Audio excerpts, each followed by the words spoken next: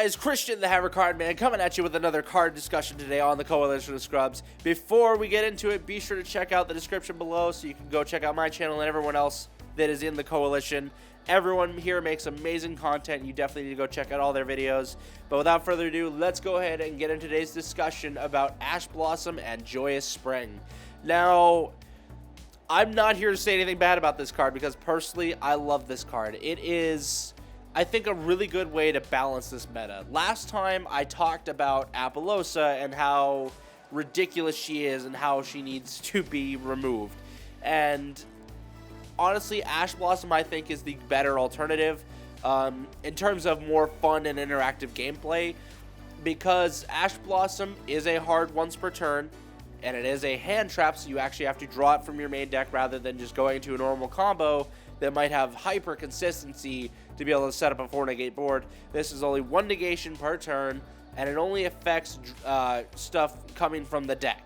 Sending it to the graveyard, special summoning to the field, adding to the hand, you name it. But the thing is that pretty much every deck in the meta right now involves going into the deck for something, whether it's to send it to the graveyard, to add it to the hand, or to special summon it. In some cases, there's banishing, but Ash Blossom does not actually cover this.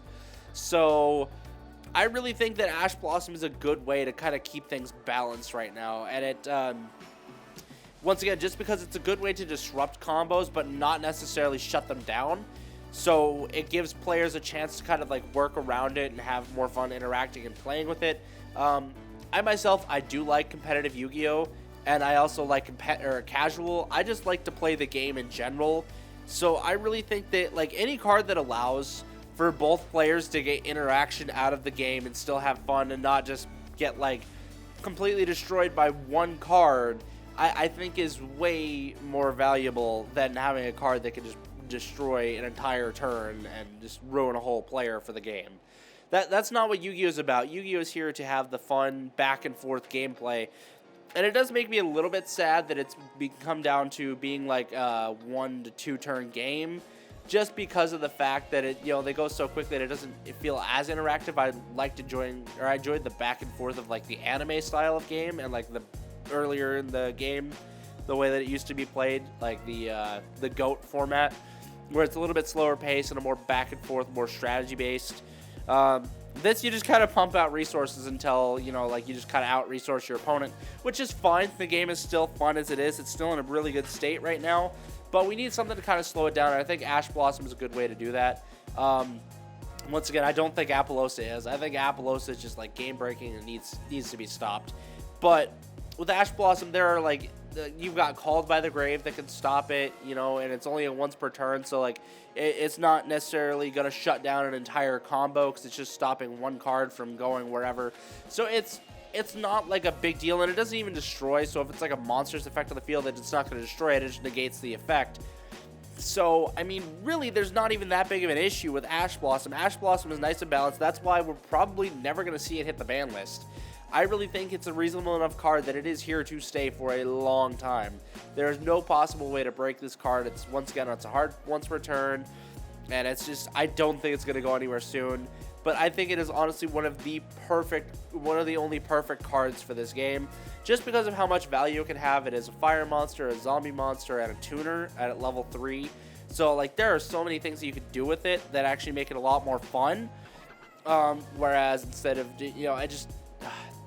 there's so many good things I could say about Ash Blossom and Joyous Spring.